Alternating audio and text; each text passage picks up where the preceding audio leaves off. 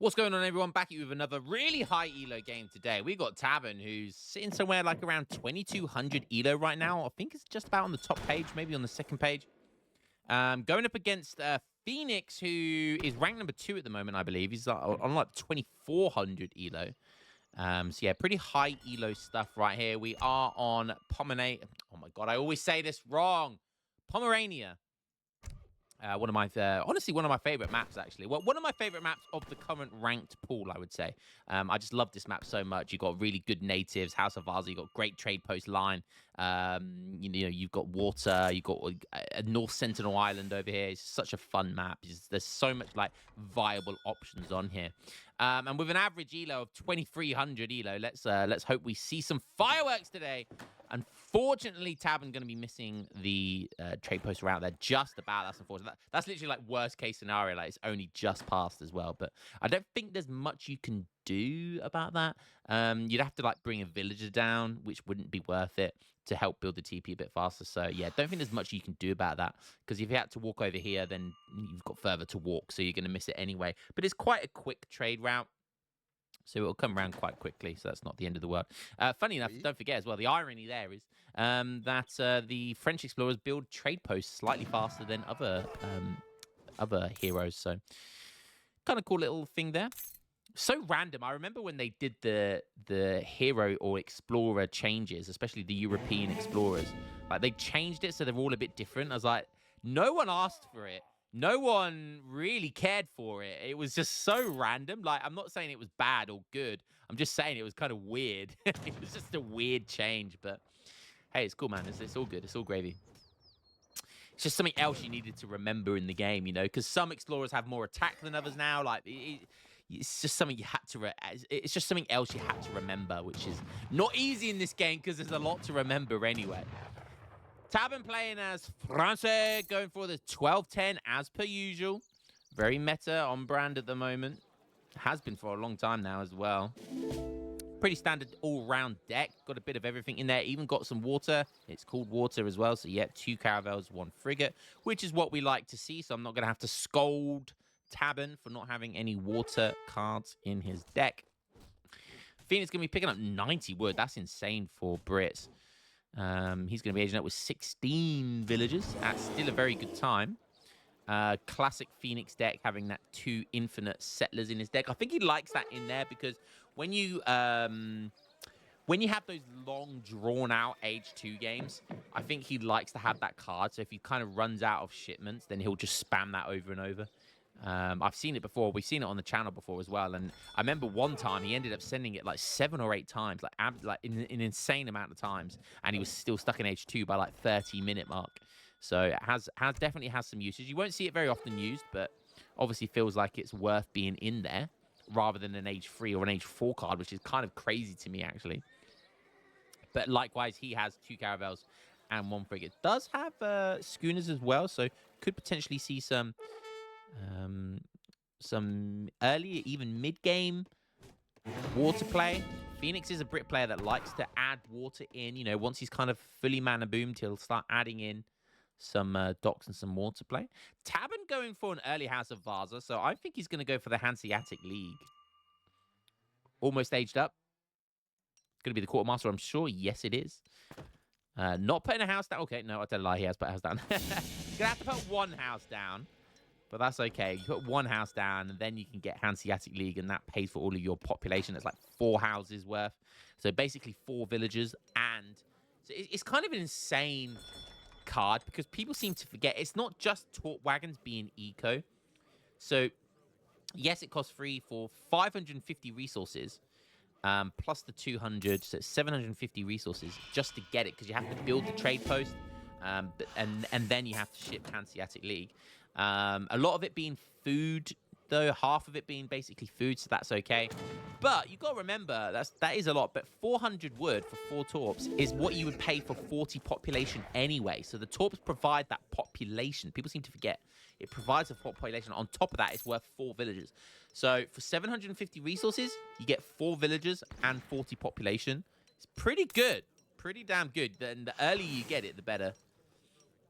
It's obviously the quicker it starts paying for itself. Quite an aggressive map controlling Barracks going down here for Brits. Brits is going to see the trading post. There are obviously the option to go for Royal Arquebusers. Definitely, we've seen them recently. Or it might have been a members video that I put it as, but I recently put a members video about Royal Arquebusers and how effective they are, and in certain situations are very, very good. So not only are you getting Hanseatic League with this trading post, there is absolutely no reason why you shouldn't be making Royal Arquebusers as well, because they're a very good tanky-ish kind of skirm, low-range skirm unit. Going to do very, very well against Musketeers. Definitely something to think about for Tabin here. Hanseatic League coming in. He's just setting up his eco. We've got a stable with only 3 Hussars, but of course he did go for the Hanseatic League, so I guess that's okay. That's not bad. Almost squeezed in a 4th one, but gonna kind of try and do some raiding here. But look at this. Look at this from Brit play. Like, this is just classic Brits. That just putting manners all over the map. Look, just he kind of puts a perimeter halfway all the way down the map. Outpost all the way out here as well. Like, it looks random, like his building placement, but it's not random at all, guys. Let me tell you, if you take a look at his line of sight here, look at what he can see. He can see half of the map. Anything that comes through, including the cav here, he sees it coming a mile away. And that gives him so much time to prepare. So all of these manor placement, house placement, tower placement, barracks placement, it's all on purpose. Trying to do some raiding here. Almost gets a villager, but smart micro by Phoenix there. Gonna lose a Hussar. Wants to get at least 1 villager. But with only 3 Hussars, it's going to be rough. It's going to be difficult. That's the difference between 3 or 5 Hussars. 5 Hussars there would have body blocked the villager and would have been enough to kill it. But with only 3 Hussars, it's pretty rough.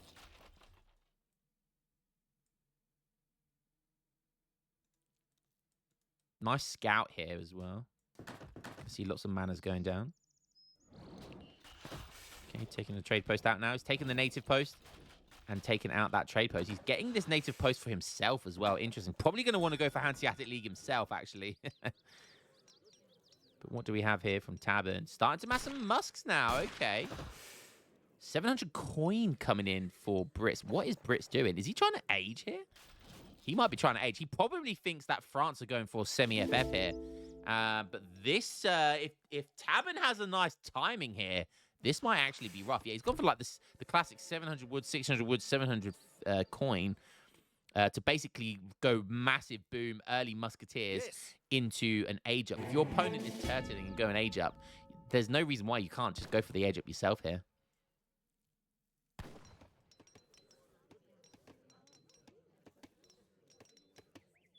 He's on 37 villagers and going to be aging up shortly. That is so insane. Like, an 8-minute age up. An 8-minute age up with the adventurer. He doesn't get the fast age up, but look at this. He's got like 9 musketeers out. He's got 38 villagers, like 2/3 of his, 3/4 rather, of his manners already out. Still has 5 or 6 more manners to get extra villagers and extra eco out. He is sending 6 musketeers in now because he sees he might be getting caught out here. And this timing could be nice from Tabern because it's going to be a long way to Tipperary with this age up. No GMT here. No fast age up. Oh, it's a long way to Tipperary. It's a long way to go. Sorry for the cringe song there. Just giving you a little bit of British culture there. If you don't know what Tipperary is, Google it. It is a real place. Okay, rebuilding another barracks at his another 2 barracks and a nice little quick wall going down there, body blocking the kind of the military's path there. Really smart little wall there, and look what it's doing. Look how it's separated the musketeers, and the musketeers are getting flustered here, and that's just allowing Phoenix with some very clever micro here to pick off the odd musketeer. And now every unit right now counts. Every single unit counts. He picks up the Explorer. That wall still being super annoying. It really forces Tabern into an awkward choke point here. Age up almost here with the longbows. Tabern still pumping out musketeers and hussars, and he's going for hand cavalry hit points here. We're going to have 368 hit points. Hussars here. Is it going to be enough? Phoenix is trying his best to try and micro here. The longbows come in, and that Tabern decides that that is time for the Hussars to dive in. He brings back his Explorer, buys it back. Did he buy it back the second time? No, it got revived from the age up, but now he brings it back again. That's another 620 HP that's going to tank. The Hussars are trying to dive in against the longbows. Is he going to run out of steam? Is Tavern going to run out of steam? More reinforcements coming in. That's what you get for not taking down the barracks. More Hussars coming in, though. And look at this Explorer snaring, tanking, being a right nuisance for itself, being a right menace, a Dennis the Menace, if you will. 2 Falconets popping in. Oh, while the Hussars did nothing to protect them. The villagers desperately, frantically trying to come out to body block the Hussars. And the villagers, oh my God, the villagers are body blocking beautifully. Oh my God, that might have been like some of the best micro I've ever seen in my life. The villagers, he kind of clumped them together and was moving up and down with them. And that was forcing the Hussars to not know which way to go. And it was, the pathing kept changing because the villagers kept moving up and down to protect the Falconets. He got that little wall up as well to defend it from that side. That must have, guys, that was the best micro I think I've ever seen. That is the best villager micro I have ever seen. Oh my God. That should have been at least 1 dead, but possibly 2 dead Falconets. But that, my friend, is how you use villagers. Wow. Tabern following up with the Exile Prince, but he's down 5k score, loses everything there. He even loses all of that Hussars, all of those Hussars that were upgraded with a whole shipment here for hand cavalry hit points. It all goes down. Wow. What an insane... That was insane defensive micro there. And that, again, that's one of the power of Brits. Because Brits get so many villagers, he was able to afford to do that. Wow. Okay, so still has a few torps, I believe. Yeah, it still has a few torps. Still is in 30 CDBs, which is pretty strong. Making free curs and sending free curs, sorry, and making curs. Now, that is smart. Rather than goons, he's making curs because they are currently being buffed by the hand cavalry hit points. So an extra 15% hit points for curs here. So they're going to be really, really tanky.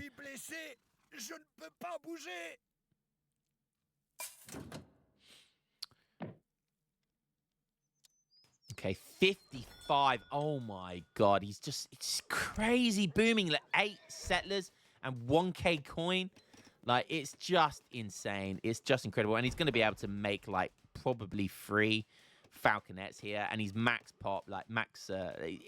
Brits, man. Brits played at this level. Like, it's so incredible. Such an incredibly good civ.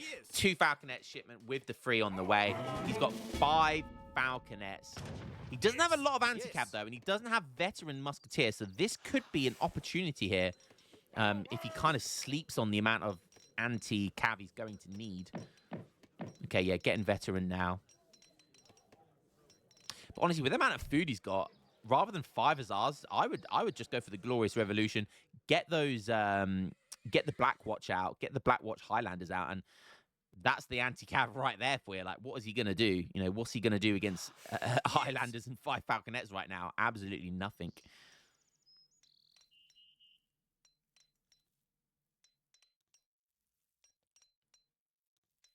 Okay, might find a CDB for his troubles here. Yeah, he's going to march forward. He knows that one's secured. It's a smart play. Oh, but somehow a CDB surviving on 9 HP.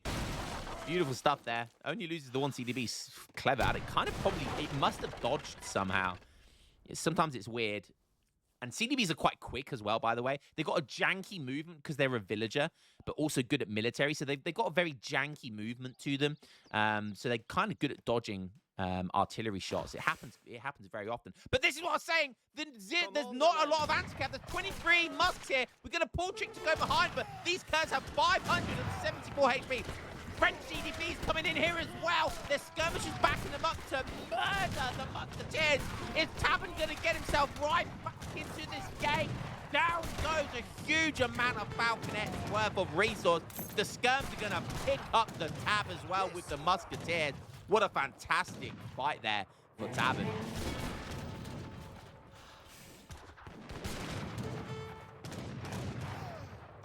It's is what I was saying. Should have gone for those Highlanders. Should have waited and just gone for the Highlanders.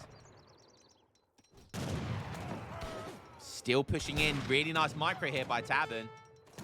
Forcing the Musketeers to go into melee. It's going to allow the Skirms to catch up and fire at all of them. Great stuff there. 61 Vils. No veteran Hussars. So he shipped 5 Hussars, but he didn't get veteran. Nah, Glorious Revolution, much better. Yes. Oh, they were raiding, though, by the looks of it. I'm not sure if they got anywhere. Oh, we got Hussar, though. They're going to get flanked by the Kurz. Oh, I think he just about escapes it if Tabern's paying attention. Oh, yeah, smart micro. Okay, he's going to sack off a few Hussars. Oh, no, but then he's going to pull trick them. Smart play, really smart play. And look at that. He's going to be able to escape with all of them.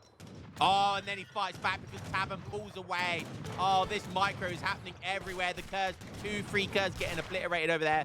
Now there's longbows in the fray, which is going to do well versus the Skirms. A few Kurz over here, but he's going to need to use them as anti-cav.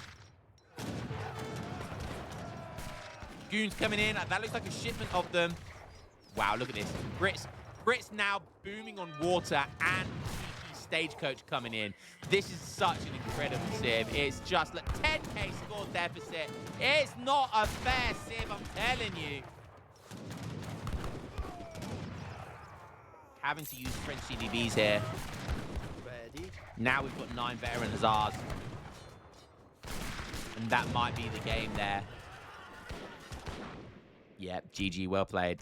He was even going for more eco there with refrigeration. Oh my god, he added 4 docks. He was 4 dock booming.